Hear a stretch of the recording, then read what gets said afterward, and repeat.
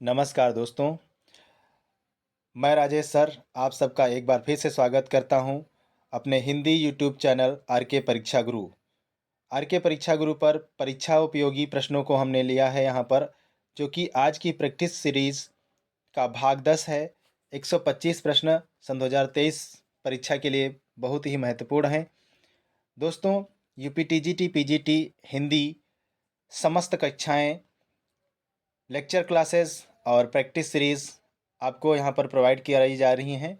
तो मित्रों, समस्त प्रश्नों को अच्छे से अटेम्प्ट करें और एक एक प्रश्न बहुत ही महत्वपूर्ण हो सकता है आपके लिए। तो कहीं ना कहीं पर पता नहीं कौन सा प्रश्न मिल जाए, तो इसलिए हम जितने ज़्यादा से ज़्यादा प्रैक्टिस सेट हल कर सकते हैं तो आप हमारे साथ कीजिए और अपने दोस्तों तक वीडियो को शेयर कीजिए, ताकि जो लोग हमारे चैनल पर नहीं जुड़े हैं तो उन दोस्तों को जोड़ने का आप सब प्रयास करें, और ताकि सब मित्रों को सभी सभी परीक्षार्थियों को एक बेनिफिट मिल सके कि प्रैक्टिस सीरीज़ देखने का। दोस्तों, प्रैक्टिस सीरीज़ मैं ये नहीं कहता हूँ कि सिर्फ आप मेरे ही प्रैक्टिस सीरीज़ देखिए। प्रैक्टिस सीरीज़ और लेक्चर क्लासेस जितनी ज़्यादा हो सकती हैं आप उतनी ज़्यादा अटेम्प्ट करें, चाहे हमारे चैनल की हो चाहे किसी और चैनल की हो। जो आपको अच्छा लगता है उसको आप कीजिए, लेकिन प्रैक्टिस सेट कीजिए ज़रूर। इससे आपके सारे कॉन्सेप्ट जो होते हैं, डाउट होते हैं, वो एकदम क्लियर हो जाते हैं। तो इसलिए मैं ये कहना चाहूँगा सभी मित्रों से, सभी दोस्तों से कि प्रैक्टिस सीरीज़ जहाँ से जैसा अच्छा लगता है, और हो सकता है जो प्रश्न हमारे प्रैक्टिस सीरीज़ में आपको मिलेंगे वो किसी में ना मिले, हो सकता है जो किसी में मिल रहे हैं वो मेरे में ना मिले। तो ये ज़रूरी नहीं है। तो जितने प्रश्न आप यहाँ से कर सकते हैं हमारे यूट्यूब चैनल आर के परीक्षा गुरु से कीजिए, और हम चाहेंगे बहुत से बहुत प्रश्नों को आपको कराएं। तो दोस्तों, शुरुआत करते हैं, इसी बात को यहीं पर समाप्त करते हैं और शुरुआत करते हैं आज की वीडियो का पहला प्रश्न। इससे पहले जो मित्र हमारे चैनल पर पहली बार हैं वो चैनल को सब्सक्राइब कर बेल आइकन को प्रेस कर दे, ताकि आने वाली वीडियो का नोटिफिकेशन आपको अच्छे प्रकार से और आसानी से प्राप्त हो सके। तो चलिए दोस्तों, शुरुआत करते हैं आज के वीडियो के पहले प्रश्न की। प्रश्न नंबर 1 है, उत्तर मध्यकाल को आचार्य रामचंद्र शुक्ल ने क्या नाम दिया है? प्रश्न नंबर 1, उत्तर मध्यकाल को आचार्य रामचंद्र शुक्ल ने क्या नाम दिया है? तो प्रश्न नंबर 1 का विकल्प नंबर ए सही हो जाएगा, रीतिकाल। प्रश्न नंबर 2 है, कुटज किसकी रचना है? आसान सा प्रश्न है। कुटज किसकी रचना है? तो हजारी प्रसाद द्विवेदी, विकल्प नंबर सी सही हो जाएगा, 2 का सी सही हो जाएगा। प्रश्न नंबर 3 है, निम्नलिखित में कौन सी भाषा देवनागरी लिपि में लिखी जाती है? प्रश्न नंबर 3 का विकल्प नंबर सी हो जाएगा, मराठी भाषा देवनागरी लिपि में लिखी जाती है, 3 का सी। प्रश्न नंबर 4 है, निम्नलिखित में से कौन सा शब्द वायु का समानार्थी है? तो वायु का समानार्थी पूछा गया है, 4 का विकल्प नंबर बी हो जाएगा, अनिल। प्रश्न नंबर 5 है, विशेषण और विशेष के योग से कौन सा समास बनता है? प्रश्न नंबर 5 है, विशेषण और विशेष के योग से कौन सा समास बनता है? तो 5 का विकल्प नंबर सी हो जाएगा, कर्मधारय। प्रश्न नंबर 6 है, धनंजय का समानार्थी शब्द क्या है? प्रश्न नंबर धनंजय का समानार्थी शब्द क्या है? तो 6 का विकल्प नंबर सही हो जाएगा बी, अर्जुन। अर्जुन को धनंजय कहा जाता है। प्रश्न नंबर 7 है, पंक्ति दी हुई है, मेरे तो गिरधर गोपाल दूसरो न कोई, जाके सिर मोर मुकुट मेरो पति सोई। में रस की अभिव्यक्ति है। मीरा बाई का जो ये पद है, मेरे तो गिरधर गोपाल दूसरो ना कोई, जाके सिर मोर मुकुट मेरो पति सोई, ये ब्रज भाषा में अवतरित माई मीराबाई का है। तो इसमें कौन सा रस है। तो 7 का विकल्प नंबर आप समझ गए होंगे, मीराबाई एक भक्तिन थी, ठीक है, तो वो कौन सा रस होगा? भक्ति रस होगा। तो 7 का डी सही हो जाएगा, भक्ति रस। प्रश्न नंबर 8 है, प्रश्न नंबर 8 है, फिसलत फिसलत पड़े फिसल पड़े तो हर गंगा का अर्थ क्या होगा? फिसल पड़े तो हर गंगा, यहाँ पर मुहावरा दिया हुआ है, तो कौन सा है? लोकोक्ति है। तो फिसल पड़े तो हर गंगा का क्या हो जाएगा? मजबूरी में काम करना। तो 8 का विकल्प नंबर बी हो जाएगा, मजबूरी में काम करना। प्रश्न नंबर 9 है, निम्नलिखित में कौन सा एक उपन्यास जैनेन्द्र रचित है? जैनेन्द्र का कौन सा उपन्यास है? तो 9 का विकल्प नंबर सी सही हो जाएगा, परख। प्रश्न नंबर 10 है, अभ्युदय शब्द में कौन सी संधि है? तो अभ्युदय शब्द में कौन सी संधि है? तो यड़। अगला है प्रश्न नंबर 11, पवन शब्द का संधि विच्छेद होगा। तो पवन शब्द क्या होगा? पो प्लस अन। 11 का विकल्प नंबर सी सही हो जाएगा, पो प्लस अन। प्रश्न नंबर 12 है, परमेश्वर में कौन सा समास है? तो 12 का विकल्प नंबर सी से हो जाएगा, कर्मधारय। परमेश्वर में कर्मधारय समास है। प्रश्न नंबर 13 है, द्विवेदी युग का नामकरण किसके नाम पर हुआ है? द्विवेदी युग का नामकरण किसके नाम पर हुआ है? तो 13 का विकल्प नंबर ए सही हो जाएगा, सॉरी 13 का बी सी सही हो जाएगा, 13 का सी, महावीर प्रसाद द्विवेदी के नाम पर पड़ा हुआ है। तो 13 का विकल्प नंबर सी सही हो जाएगा। प्रश्न नंबर 14 है, निम्नलिखित में कौन एक व्यंग्य लेखक हैं? निम्नलिखित में एक कौन व्यंग्य लेखक हैं? तो 14 का विकल्प नंबर ए सही हो जाएगा, हरिशंकर परसाई व्यंग्य लेखक हैं। प्रश्न नंबर 15 है, एक मनई के दुई बेटवे रहिन, ओह माँ लहुरा अपने बाप से कहिस, दादा धन माँ जवन हमार हिंसा लागत होय तवन हमका दई दो। यह अवतरण हिंदी की किस बोली से है? तो बहुत अच्छा यहाँ पर दिया गया है, तो कहने से ही हम समझ सकते हैं। तो 15 का विकल्प नंबर सी जाता है, सी, अवधि। अवधि का है। प्रश्न नंबर 16 है, निम्नलिखित में एक लोकोक्ति है, उसका चयन कीजिए। तो लोकोक्ति कौन सी है, उसका चयन करना है। तो 16 का विकल्प नंबर डी सही हो जाएगा, एक पंथ दो काज। एक पंथ दो काज हमने बताया था, होना ना। हम पिछली वीडियो में मैंने बता रखा है कि ना की आवृत्ति जहाँ पर होती है अंत में, वो सब मुहावरे होते हैं, जिसमें ना नहीं आता है वो लोकोक्ति होती है। सामान्य सी 90% ऐसे हम समझ सकते हैं और पहचान सकते हैं। तो 16 का डी सही हो जाएगा। प्रश्न नंबर 17 है, संचारी भावों की संख्या कितनी है? तो संचारी भावों की संख्या कितनी है देख लेते हैं। 17 का विकल्प नंबर हमारा सही हो जाएगा, सी, 33। विकल्प नंबर प्रश्न नंबर 18 है, जात रूप का पर्याय है। जात रूप का पर्याय क्या होगा? तो 18 का सी सही हो जाएगा, सोना। प्रश्न नंबर 19 है, निम्नलिखित में एक उपमा अलंकार का अंग नहीं है, उसका चयन कीजिए। कौन सा उपमा अलंकार का अंग नहीं है, इसका चयन करना है। तो 19 का विकल्प नंबर डी सही हो जाएगा, विभाव। उपमा अलंकार का जो है भाग नहीं है। प्रश्न नंबर 20 है, जहाँ चाह वहाँ राह, इस कथन में राह किस का अर्थ, किस में अर्थ है? राह किस में अर्थ है? तो 20 का सी सही हो जाएगा, उपाय। 20 का सी सही हो जाएगा, उपाय। प्रश्न नंबर 21 है, निम्नलिखित में कौन सा एक युग्म समानार्थी है? कौन सा युग्म एक समानार्थी है? 21 का विकल्प नंबर सही जाएगा, ए, भाई बंधु समानार्थी है।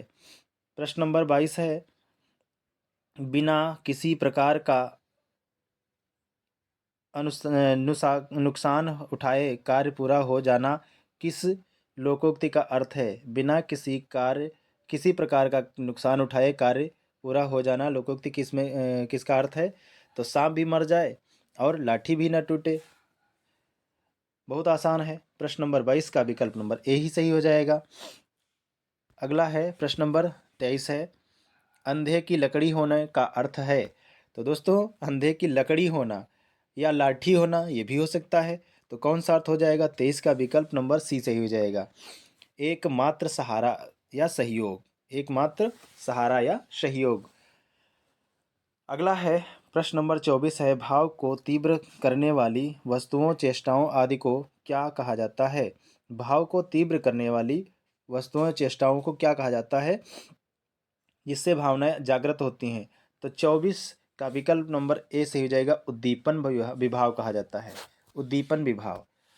अगला है प्रश्न नंबर 25 है, घुमक्कड़ शास्त्र के रचयिता कौन है? तो घुमक्कड़ शास्त्र के रचयिता घुमक्कड़ी थे राहुल। तो राहुल शंकरदयाल जी हैं। इस प्रकार इसलिए 25 का विकल्प नंबर ए सही हो जाएगा। अगला है प्रश्न नंबर 26, विष्णु के अनेक अभिधान हैं। इस वाक्य में अभिधान का समानार्थी एक शब्द है। देखिए, अभिधान का समानार्थी शब्द बताना है। तो 26 का विकल्प नंबर बी सही हो जाएगा। अभिधान माने होता है नाम। अभिधान माने क्या होता है? नाम। प्रश्न नंबर 27 है। प्रश्न नंबर 27 है, जानने की इच्छा रखने वाला शब्द समूह के लिए एक शब्द का चयन कीजिए। जानने की इच्छा रखने वाला शब्द समूह के लिए एक शब्द का चयन करना है। तो 27 का विकल्प नंबर सही हो जाएगा सी, जिज्ञासु। प्रश्न नंबर 28 है, निम्नलिखित शब्दों में एक शब्द पूर्ण पुनरुक्त नहीं है, उस शब्द का चयन कीजिए। निम्नलिखित में से एक शब्द पूर्ण पुनरुक्त नहीं है, उस शब्द का चयन कीजिए। तो 28 का विकल्प नंबर डी सही हो जाएगा। सीधा साधा। सीधा साधा पूर्ण पुनरुक्त नहीं है। अगला है प्रश्न नंबर 29 है। प्रश्न नंबर 29 है, कृदंत प्रत्यय किन शब्दों के साथ जुड़ते हैं? कृदंत प्रत्यय किन शब्दों के साथ जुड़ते हैं? तो 29 का विकल्प नंबर सी सही हो जाएगा। क्रिया के साथ जुड़ते हैं। कृदंत प्रत्यय, कृदंत माने होता है कार्य करना, करने से क्रिया, क्रिया माने होता है कार्य। तो कृदंत प्रत्यय सी अर्थात क्रिया से जुड़ते हैं। प्रश्न नंबर 30 है, बैर क्रोध का आचार या मुरब्बा है, यह कथन किस लेखक से संबंधित है? बैर क्रोध का आचार या मुरब्बा है, यह कथन किस लेखक से संबंधित है? वेरी मोस्ट है प्रश्न दोस्तों। तो 30 का विकल्प नंबर बी सही हो जाएगा, रामचंद्र शुक्ल का। अगला है प्रश्न नंबर 31 है, हिंदी का पहला कवि किसे माना जाता है? तो हिंदी का पहला कवि इनमें से सभी हैं, लेकिन सर्वमान्य जो मत है वो सरहपा को माना जाता है राहुल सांकृत्यायन के द्वारा। किसके द्वारा? राहुल सांकृत्यायन के द्वारा, राहुल जी के द्वारा। ठीक है। अगला है प्रश्न नंबर 32 है,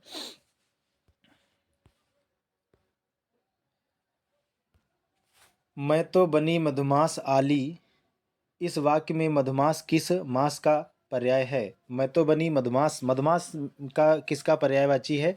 तो ये पूछा गया। 32 का विकल्प नंबर हमारा सही हो जाता है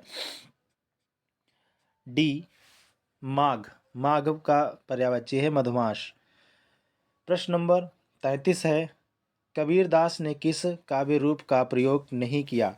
कबीरदास ने किस काव्य रूप का प्रयोग नहीं किया है? तो 33 का विकल्प नंबर सी सही हो जाएगा। छप्पय का नहीं किया है, साखी शब्द रामायणी का किया है। अगला है प्रश्न नंबर 34 है, निम्नलिखित में एक शब्द में द्विगु समास है, उस शब्द का चयन कीजिए।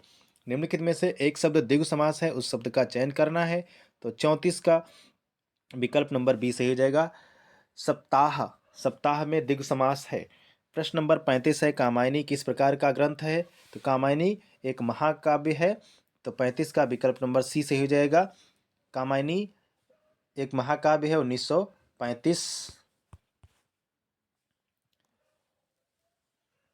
और अगला है प्रश्न नंबर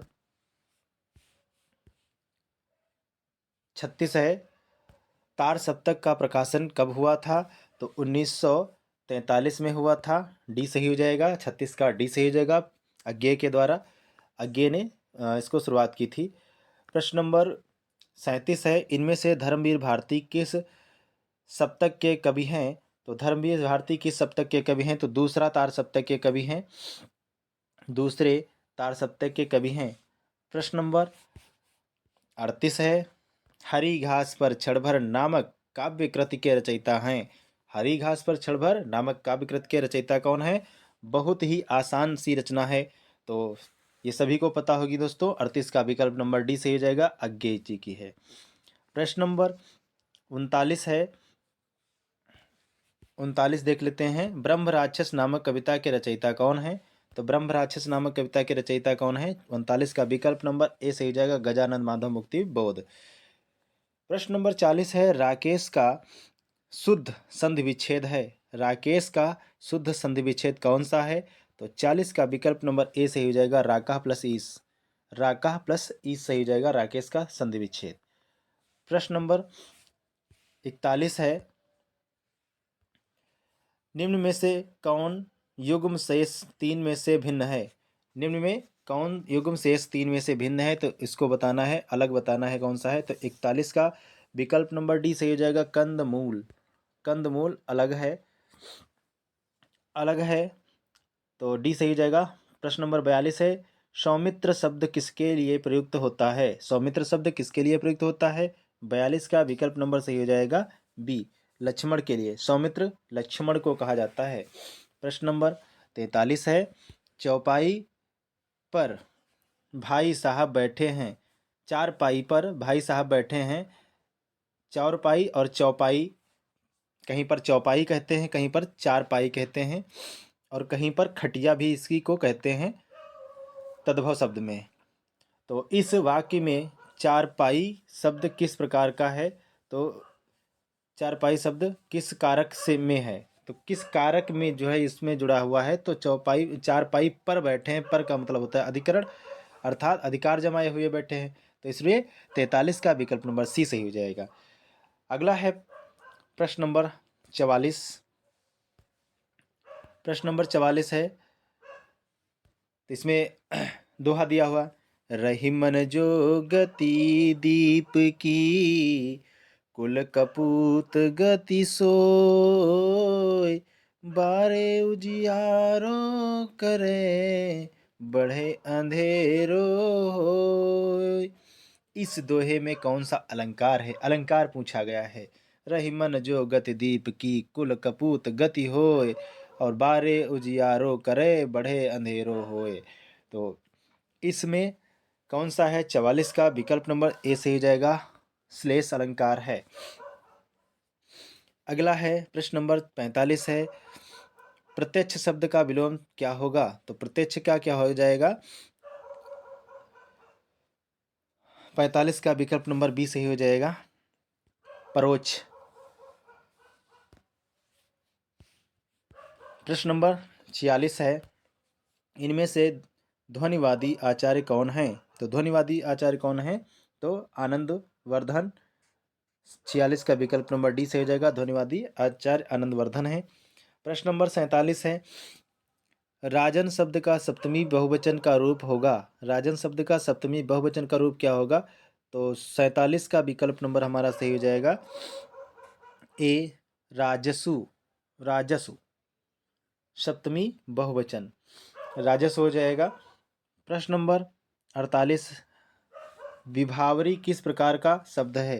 तो विभावरी किस प्रकार का शब्द है? 48 का देख लेते हैं। 48 का ए सही जगह, तत्सम शब्द है विभावरी, रात तद्भव होगा। तो अगला है प्रश्न नंबर 49 है, ले चल भाई मुझे बुलावा देकर मेरे नाविक धीरे धीरे के रचयिता कौन है? तो ले चल मुझे बुलावा देकर मेरे नाविक धीरे धीरे, तो 49 का विकल्प नंबर सही हो जाता है, सी। 49 का सही हो जाएगा, जयशंकर प्रसाद। प्रश्न नंबर 50 है, बहुत बड़ी विपत्ति आ जाना किस मुहावरे का अर्थ है? तो बहुत बड़ी विपत्ति आ जाना मुहावरे का अर्थ क्या हो जाएगा? 50 का विकल्प नंबर बी सही हो जाएगा, आसमान टूट पड़ना। आसमान टूट पड़ना हो जाएगा। प्रश्न नंबर 51 है, किसी विषय की पूरी छानबीन किए बिना निर्णय देना ठीक नहीं है के लिए उचित शब्द है। किसी विषय की पूरी छानबीन किए बिना निर्णय देना ठीक नहीं है के लिए उचित शब्द क्या होगा? तो 51 का विकल्प नंबर सी सही हो जाएगा, विश्लेषण करना। 51 का सी सही हो जाएगा, विश्लेषण करना। प्रश्न नंबर 52 है, निम्नलिखित में कौन शब्द कालवाची है? कौन शब्द कालवाची है? तो अवधि। अवधि जो है कालवाची है। अवधि माने होता है समय। प्रश्न नंबर 53 है, निम्नलिखित में से कौन शब्द शत्रु का समानार्थी है? तो शत्रु का समानार्थी कौन होगा? तो 53 का विकल्प नंबर 20 हो जाएगा, आराति। आराति जो है शत्रु का समानार्थी है। प्रश्न नंबर 54 है, गांगेय किसके लिए प्रयुक्त प्रयुक्त होता है? तो गांगेय किसके लिए प्रयुक्त होता है? 54 का विकल्प नंबर डी से हो जाएगा, भीष्म। भीष्म भीष्म पितामह, महाभारत वाले भीष्म पितामह। अगला है प्रश्न नंबर 55 है, एडवोकेट शब्द का उपयुक्त हिंदी रूपांतर क्या होगा? तो एडवोकेट का हिंदी रूपांतर क्या होगा? अधिवक्ता। 55 का सी से हो जाएगा। प्रश्न नंबर 56 है, प्रश्न नंबर 56 है, निम्नलिखित में खड़ी बोली का प्रथम महाकाव्य कौन है? तो खड़ी बोली का प्रथम महाकाव्य कौन है? तो प्रिय प्रवास। 56 का सी से हो जाएगा, प्रिय प्रवास, अयोध्या सिंह उपाध्याय हरिऔध का। प्रश्न नंबर 57 है, अंतेवासी शब्द का अर्थ है? अंतेवासी शब्द का अर्थ क्या होगा? तो 57 का विकल्प नंबर सी से हो जाएगा, गुरु के समीप रहने वाला। उसके लिए एक शब्द होता है अंतेवासी। जो गुरु के समीप होता है उसको अंतेवासी कहा जाता है। प्रश्न नंबर 58 है, भौतिक शब्द के विपरीतार्थक शब्द का चयन कीजिए। भौतिक शब्द के विपरीतार्थक शब्द का चयन करना है। तो 58 का विकल्प नंबर सही हो जाता है डी, आध्यात्मिक। भौतिक शब्द में आध्यात्मिक हो जाएगा। प्रश्न नंबर 59 है, मृदु का विलोम शब्द बताइए। मृदु का विलोम शब्द बताना है। 59 का विकल्प नंबर सी सही हो जाएगा, कटु। प्रश्न नंबर 60 है, ज्ञ वर्ण किन वर्णों के सहयोग से बना है? तो ज्ञ वर्ण किन वर्णों के सहयोग से बना है इसको बताना है। तो 60 का विकल्प नंबर से हो जाएगा बी, जा प्लस इया। जा प्लस इया के सहयोग से मिलकर बना हुआ है। तो 60 का बी सही हो जाएगा। प्रश्न नंबर 61 है, निम्नलिखित में कौन शब्द इंद्र का पर्याय है? इंद्र का पर्याय कौन सा है? तो 61 का विकल्प नंबर सही हो जाएगा सी, शक्र। शक्र माने इंद्र। प्रश्न नंबर 62 है, निम्नलिखित में एक शब्द की वर्तनी अशुद्ध है, शुद्ध उस शब्द का चयन कीजिए। कौन सा गलत लिखा हुआ अशुद्ध, उसको चयन करना है। तो 62 का विकल्प सी सही हो जाएगा, अत्याधिक। गलत लिखा हुआ अत्यधिक होता है, अत्याधिक गलत लिखा है। प्रश्न नंबर 63 है, निम्नलिखित में एक शब्द संधि की दृष्टि से अशुद्ध है, उस शब्द का चयन कीजिए। 63 का विकल्प नंबर सही हो जाएगा डी, तदोपरांत। तदोपरांत अशुद्ध शब्द है, बाकी सब सही है, शुद्ध है। प्रश्न नंबर 64 है, वही मनुष्य है जो मनुष्य के लिए मरे, यह कथन किस कवि का है? वही मनुष्य है जो मनुष्य के लिए मरे, मोस्ट है दोस्तों, किस लिए है? तो 64 का विकल्प नंबर बी सही हो जाएगा, मैथिली शरण गुप्त। प्रश्न नंबर 65 है, सूरदास ने किससे दीक्षा प्राप्त की थी? तो सूरदास ने किससे दीक्षा प्राप्त की थी? तो 65 का विकल्प नंबर बी सही हो जाएगा, वल्लभाचार्य से। प्रश्न नंबर 66 है, आचार्य रामचंद्र शुक्ल ने रीतिकाल का प्रवर्तक किस कवि को माना है? तो आचार्य रामचंद्र शुक्ल ने रीतिकाल को प्रवर्तक किस आचार्य को माना है? तो 66 का विकल्प नंबर सी से हो जाएगा, चिंतामणि घोष को। प्रश्न नंबर चिंतामणि को माना है। प्रश्न नंबर अगला है 67 है, इनमें से कौन सा कवि रीति मुक्त नहीं है? तो रीति मुक्त कौन सा नहीं है? तो भूषण नहीं है, बाकी सब आलम बोधा घनानंद है। तो भूषण जो है रीतिबद्ध हैं। भूषण किसके हैं? रीतिबद्ध के हैं और रीतिमुक्त के नहीं हैं। प्रश्न नंबर 68 है, लक्षण ग्रंथों का निर्माण करने वाले कवियों का क्या कहा जाता है? प्रश्न एक बार फिर, लक्षण ग्रंथों का निर्माण करने वाले कवियों को क्या कहा जाता है? तो 68 का विकल्प नंबर सी सही हो जाएगा, आचार्य कहा जाता है। जितने भी रीति मुक्त सॉरी रीतिबद्ध कवि हैं, जितने भी रीतिबद्ध कवि हैं वो सब लक्षण ग्रंथों को बताए हैं, इसलिए वो आचार्य हैं। प्रश्न नंबर 69 है, तुलसीदास का समय इनमें से क्या है? तो तुलसीदास का समय 1532 से 1623 है, तो विकल्प नंबर सी सही हो जाएगा। प्रश्न नंबर 70 है, लोकनायक वही हो सकता है जो समन्वय कर सके, तुलसी के विषय में यह कथन किसका है? 70 का विकल्प नंबर बी सही हो जाएगा, आचार्य हजारी प्रसाद द्विवेदी का। प्रश्न नंबर 71 है, नमस्ते का संधि विच्छेद क्या होगा? तो नमस्ते का संधि विच्छेद क्या हो जाएगा? 71 का विकल्प नंबर सी सही हो जाएगा, नमः प्लस ते। 71 का सी। प्रश्न नंबर 72 है, विद्याधनम में कौन सा समास है? तो विद्याधनम में कौन सा समास है? 72 का सी सही हो जाएगा, कर्मधारय। प्रश्न नंबर 73 है, भयानक रस का स्थायी भाव क्या होगा? तो भयानक रस का स्थायी भाव भय हो जाएगा, सी सही हो जाएगा, 73 का सी। प्रश्न नंबर 74 है, धाये धाम काम सब त्यागी, इस पंक्ति में कौन सा छंद है? धाये धाम काम सब त्यागी, 74 का विकल्प नंबर डी सही हो जाएगा, चौपाई है। प्रश्न नंबर 75 है, निम्नलिखित में कौन शब्द सेना का पर्याय नहीं है? तो सेना का पर्याय नहीं है ये पूछा गया है, तो चमू। 75 का विकल्प नंबर डी, हाटक। चमू है, हाटक नहीं है, हाटक सेना का पर्यायवाची नहीं है। प्रश्न नंबर 76 है, मुझे किस प्रकार का सर्वनाम है? मुझे किस प्रकार का सर्वनाम है? तो 76 का विकल्प नंबर सही हो जाएगा ए, उत्तम पुरुष का है। तो 77 है, अनाम दास का पोथा किसकी रचना है? तो अनाम दास का पोथा जो है 77 का बी सही हो जाएगा, हजारी प्रसाद द्विवेदी के है। प्रश्न नंबर 78 है, इंद्रापति किसे कहा जाता है? इंद्रापति किसे कहा जाता है? 78 का विकल्प नंबर बी सही हो जाएगा, विष्णु को। प्रश्न नंबर 79 है, निम्नलिखित में कौन शब्द कंधा का समानार्थी है?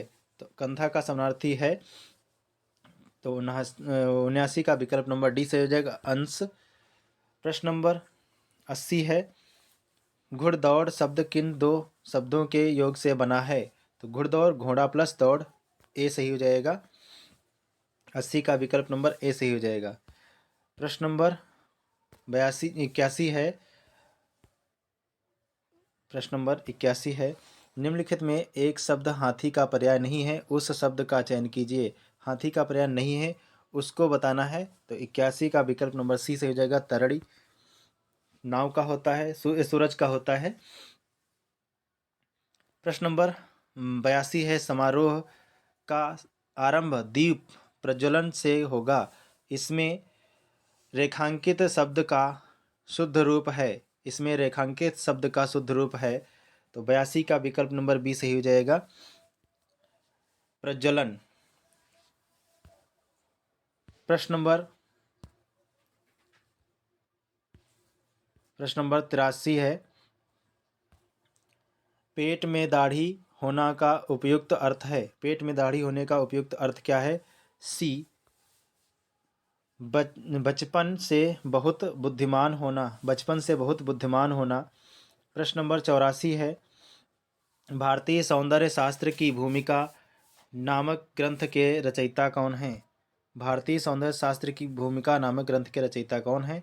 तो 84 का विकल्प नंबर सही हो जाएगा, सी, डॉक्टर नगेंद्र। डॉक्टर नगेंद्र। अगला है प्रश्न नंबर 85 है नई कविता के प्रतिमान नामक पुस्तक के लेखक हैं। नई कविता के प्रतिमान नामक पुस्तक के लेखक हैं। 85 का विकल्प नंबर बी सही हो जाएगा, लक्ष्मीकांत वर्मा। प्रश्न नंबर 86 है निम्न कृतियों को रचनाकाल के आरोही क्रम में व्यवस्थित कीजिए। तो 86 का विकल्प नंबर डी सही हो जाएगा। 86 का विकल्प नंबर डी सही हो जाएगा।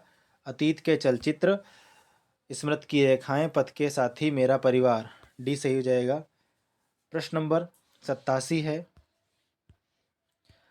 मैं आपके उज्जवल भविष्य की कामना करता हूँ। इस वाक्य में रेखांकित शब्द की शुद्ध वर्तनी क्या होगी। उज्जवल कैसा लिखा जाता है, उज्जवल को शुद्ध करना है तो 87 का विकल्प नंबर ए सही होगा, उज्जवल ऐसे लिखा जाता है, उज्जवल। प्रश्न नंबर 88 है द्रवहु सो दशरथ अजिर बिहारी में रेखांकित शब्द का अर्थ क्या होगा। तो अजिर माने क्या होता है। 88 का विकल्प नंबर सी सही हो जाएगा, आंगन, आंगन हो जाएगा। प्रश्न नंबर अजिर माने आंगन। प्रश्न नंबर 89 है यहाँ अनेक अभिज्ञ जन विद्यमान हैं, क्या इस तथ्य की जानकारी हो सकती है। इस वाक्य में अभिज्ञ शब्द का विपरीतार्थक शब्द क्या होगा। तो अभिज्ञ का विपरीतार्थक क्या हो जाएगा, भिज्ञ हो जाएगा, अनभिज्ञ हो जाएगा। क्या हो जाएगा, अनभिज्ञ।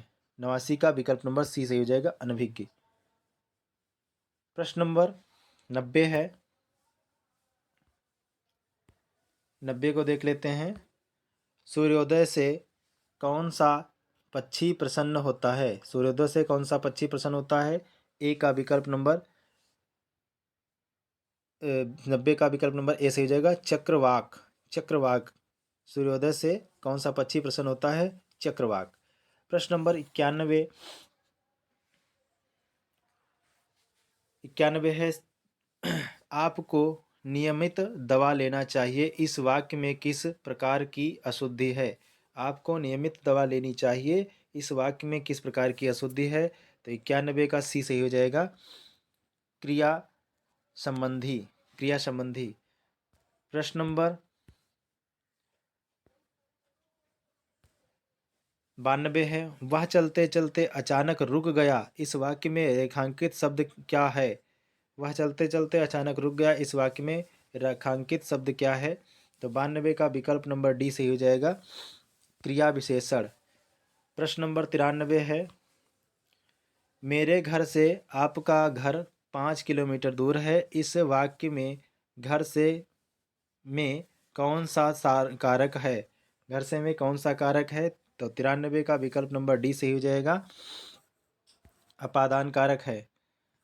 प्रश्न नंबर 94 है चिड़िया आकाश में उड़ रही हैं। इस वाक्य में उड़ रही क्रिया किस प्रकार की है। तो उड़ रही क्रिया किस प्रकार की है। 94 का ए सही हो जाएगा, अकर्मक क्रिया है। प्रश्न नंबर 95 है प्रश्न नंबर 95 है निम्नलिखित सूचियों को सुमेलित कर सही कोड का चयन कीजिए। तो 95 में एक तरफ रचनाएं हैं, एक तरफ रचनाकार हैं। चलिए मिलान करते हैं। सिंहावलोकन किसकी रचना है। तो यशपाल की है। तीसरे से मिला देते हैं। प्रवासी की डायरी सामने मिला देते हैं, हरिवंश राय बच्चन की है। प्लाट का मोर्चा, प्लाट का मोर्चा शमशेर बहादुर सिंह। और घुमक्कड़ शास्त्र राहुल सांकृत्यायन जी का है। तो इस प्रकार से का को 3 से मिलान करते हैं और खा को 2 से मिलाएंगे और गा को 4 से और घा को 1 से। तो इसको याद रखना है, मिलान कर लेते हैं यहाँ पर। तो का को 3 से, खा को 2 से, इस प्रकार से पहला ही मिल जाता है, डी सही हो जाएगा। प्रश्न नंबर 95 का विकल्प नंबर डी सही हो जाएगा। अगला है प्रश्न नंबर 96 है मेरी असफलताएं किसकी आत्मकथा है। तो मेरी असफलताएं 96 का बी सही हो जाएगा, बाबू गुलाब राय की आत्मकथा है। प्रश्न नंबर 97 है भारत भारती किसकी रचना है। तो भारत भारती मैथिली शरणगुप्त की रचना है। 97 का सी सही हो जाएगा, बहुत आसान सा प्रश्न है। प्रश्न नंबर 98 है नहीं पराग नहीं मधुर मधु नहीं विकास इह काल अली कली में ही सो बिंदु आगे कौन हवाल। इसमें कौन सा अलंकार है। इसमें अलंकार पूछा गया है। तो 98 का विकल्प नंबर बी सही हो जाएगा। अन्योक्त अलंकार है। ये पंक्ति किसकी है सब जानते होंगे, किसके लिए कही गई ये भी सब जानते होंगे। तो बिहारी जी अन्योक्त अलंकार के माध्यम से ये बताया है, ये पंक्ति रची है, तो अन्योक्त अलंकार है, इसमें बहुत बार पूछा गया है। अगला है प्रश्न नंबर 99 है। प्रश्न नंबर 99 है, निम्नलिखित कवियों में भीष्म साहिनी की कहानी का चयन कीजिए। तो भीष्म साहिनी की कहानी कौन सी है? 99 का सी सही हो जाएगा, चीफ की दावत। प्रश्न नंबर 100 है, 100, अंधा युग किसकी रचना है? तो अंधा युग आसान सा प्रश्न है, बहुत आसान सा, धर्मवीर भारती की रचना है, 100 का बी सही हो जाएगा। प्रश्न नंबर 101 है, निम्नलिखित सूची को सुमेलित करते हुए सही कोड का चयन करना है। तो एक तरफ पत्रिकाएं दी हुई और एक तरफ उनके संपादक दिए हुए हैं, तो चलिए मिलान करते हैं। सरस्वती पत्रिका, महावीर प्रसाद द्विवेदी, आसान सा है। और यहाँ पर सारिका पत्रिका जो है, ये सारिका पत्रिका कमलेश्वर की, और कादम्बनी राजेंद्र अवस्थी, हंस जो है प्रेमचंद की है। तो इस प्रकार से देख लेते हैं कौन सा सही हो जाता है। छोटा करके इसको मिलान कर लेते हैं। पहला का को 2 से मिलान करते हैं, तो का 2 से, इस प्रकार से हम देख लेते हैं कि का में दूसरा है सही है, तो दूसरा कोई नहीं है। अगर दूसरा भी मिलाना है तो सारिका कमलेश्वर, तो सारिका कमलेश्वर यानी खा को चौथे से मिलान करते हैं। इस प्रकार से हमारा ए सही हो जाता है। सारे विकल्पों को मिलाने की आवश्यकता ही नहीं पड़ती है, कुछ विकल्प ऐसे मिल जाते हैं। तो 101 का जो हमारा विकल्प है ए सही हो जाएगा। अगला है प्रश्न नंबर 102 है। प्रश्न नंबर 102, इनमें से भारवी की रचना कौन सी है? तो भारवी की रचना कौन सी है? विकल्प नंबर डी, किरातार्जुनीयम। प्रश्न नंबर 103 है, अरे यायावर रहेगा याद किस विधा की पुस्तक है? तो 103 का विकल्प नंबर बी से हो जाएगा, यात्रावत है। प्रश्न नंबर 104 है, प्रेमचंद का कौन सा उपन्यास अपूर्ण रह गया था? प्रेमचंद का कौन सा उपन्यास अपूर्ण रह गया था? तो 104 का विकल्प नंबर सी से हो जाएगा, मंगलसूत्र। प्रश्न नंबर 105 है, माधव जी सिंधिया उपन्यास के रचयिता कौन है? तो 105 का विकल्प नंबर डी से हो जाएगा, वृंदावन लाल वर्मा। प्रश्न नंबर 106 है, अली अली कली ही से बिंध्यो आगे कौन हवाल, यह पंक्ति किस कवि की है? तो अभी हम पढ़ चुके थे और हमने बता भी दिया था, बिहारी जी की है। तो ए सवाल सही हो जाएगा, ए विकल्प सही हो जाएगा। प्रश्न नंबर 107 है, इनमें से भारतीय ज्ञानपीठ पुरस्कार किस कवि को की कृति पर नहीं मिला है? तो किस कवि की कृति पर नहीं मिला है ये पूछा गया है। तो सारे विकल्प को खोल लेते हैं। प्रश्न नंबर 107 का विकल्प नंबर सी से हो जाएगा, जयशंकर प्रसाद को भारतीय ज्ञानपीठ पुरस्कार नहीं मिला है, बाकी सभी को मिला है। प्रश्न नंबर 108 है, कौन सी कृति माघ की है? कौन सी कृति माघ की है? 108 का विकल्प नंबर सी से हो जाएगा, शिशुपाल वधम। शिशुपाल वधम जो है माघ की है। प्रश्न नंबर 109 है,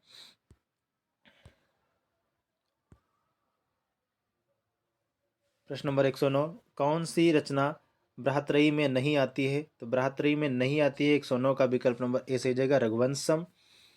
प्रश्न नंबर 110 है, 109 का देख लेते हैं एक बार फिर से।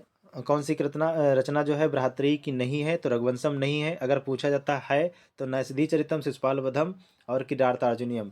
बहुत इंपॉर्टेंट है, बार बार पूछा ही जाता है, भ्रातृ में ये तीनों रचनाएं हैं। प्रश्न नंबर 110 है, एको रसाह करुण एवं किसका कथन है? एको रसाह करुण एवं किसका कथन है? तो 110 का विकल्प नंबर सी से हो जाएगा, भवभूति का। प्रश्न नंबर 111 है, प्रश्न नंबर 111, अर्थ गौरव के लिए किस कवि का नाम लिया जाता है? अर्थ गौरव के लिए किस कवि का नाम लिया जाता है? तो 111 का विकल्प नंबर सही हो जाता है, ए भारवी। अर्थ गौरव भारती उपमा कालिदासस्य। प्रश्न नंबर 112 है, पद लालित्य के लिए किस कवि को जाना जाता है? तो पद लालित्य के लिए दंडी को जाना जाता है। 12 का बी सही हो जाएगा। प्रश्न नंबर 12 का 112 का बी सही हो जाएगा। अगला है प्रश्न नंबर 113 है, देवोपि में कौन सी संधि है? देवोपि में कौन सी संधि है? तो पूर्व रूप संधि है। 113 का विकल्प नंबर ए सही हो जाएगा, पूर्व रूप संधि है। प्रश्न नंबर 114 है, करड़िया में कौन सा प्रत्यय है? करड़िया में कौन सा प्रत्यय है? तो डिया 114 का विकल्प नंबर बी सही हो जाएगा, अनियर प्रत्यय है। प्रश्न नंबर 115 है, हरित्राता में कौन सा समास है? तो हरित्राता में कौन सा समास है? 115 का विकल्प नंबर सी सही हो जाएगा, तृतीया तत्पुरुष। प्रश्न नंबर 116 है, ऐशाम रूप है इदम नपुंसकलिंग है के? ऐशाम रूप है इदम नपुंसकलिंग के? तो 116 का विकल्प नंबर सही हो जाएगा, बी षष्ठी बहुवचन का। प्रश्न नंबर 117 है, कल फैले है शब्द का फल है शब्द का फल शब्द है का है फलय शब्द रूप है फल शब्द का किस विभक्ति और वचन में बनता है? तो फलय तृतीया बहुवचन में बनता है। 17 का ए सही जाएगा। प्रश्न नंबर 118 है, भवंतु रूप में भू धातु है। भवंतु रूप है भू धातु का, तो भवंतु रूप किस में बनता है भू धातु का? तो 118 का विकल्प नंबर बी सही हो जाएगा, लोट लकार मध्यम पुरुष बहुवचन। लोट लकार मध्यम पुरुष बहुवचन सही जवाब। प्रश्न नंबर 119 है, सरित सरितसु रूप है सरित शब्द के। तो सरित रूप है सरित शब्द के किस में बनेगा? 119 का विकल्प नंबर सही हो जाएगा, ए सप्तमी बहुवचन सरितसु बनेगा। प्रश्न नंबर 120 है, प्रश्न नंबर 120 है, आचार्य क्षेमेंद्र की कृति कौन सी है? आचार्य क्षेमेंद्र की कृति कौन सी है? तो प्रश्न नंबर 120 का विकल्प नंबर डी से हो जाएगा, औचित्य विचार चर्चा। अगला है प्रश्न नंबर 121 है, रीत संप्रदाय का प्रवर्तक कौन है? तो रीत संप्रदाय के प्रवर्तक जो हैं वामन है, तो सी सही हो जाएगा 121 का सी। प्रश्न नंबर 122 है, कबीरा खड़ा बाजार में किसकी नाट्य कृति है? तो कबीरा खड़ा बाजार में किसकी नाट्य कृति है? 122 का विकल्प नंबर ए सही हो जाएगा, भीष्म साहिनी की। प्रश्न नंबर 123 है, महेंद्र नाथ और सावित्री मोहन राकेश के किस नाटक के हैं? तो महेंद्र नाथ और सावित्री मोहन राकेश के किस नाटक के हैं? तो 123 का विकल्प नंबर बी सही हो जाएगा, आधे अधूरे। प्रश्न नंबर 124 है, 124 है, अरुण यह मधुमय देश हमारा प्रसाद के किस नाटक का गीत है? अरुण यह मधुमय देश हमारा प्रसाद के किस नाटक का गीत है? तो प्रश्न नंबर 124 का विकल्प नंबर सी सही हो जाएगा, चंद्रगुप्त का। अगला है और अंतिम है, आज की वीडियो का अंतिम प्रश्न है, इनमें से किस रचनाकार की औपन्यासिक कृति का नाम है रुकोगी नहीं राधिका? तो 125 का विकल्प नंबर डी सही जाएगा, उषा प्रियंवदा। इस प्रकार से दोस्तों 125 महत्वपूर्ण प्रश्न कंप्लीट होते हैं आज की वीडियो की। तो वीडियो अगर अच्छा लगा है तो वीडियो को लाइक और सब्सक्राइब शेयर ज़रूर कर दें, और जो मित्र हमारे चैनल पर पहली बार हैं वो वीडियो को सब्सक्राइब और वीडियो को लाइक शेयर ज़रूर कर दें। और इसी शब्दों के साथ और इसी प्रश्न के साथ आज की वीडियो समाप्त होती है यहीं पर, और मिलते हैं एक नए प्रैक्टिस सेट में। तब तक के लिए नमस्कार, जय हिंदी, जय हिंद।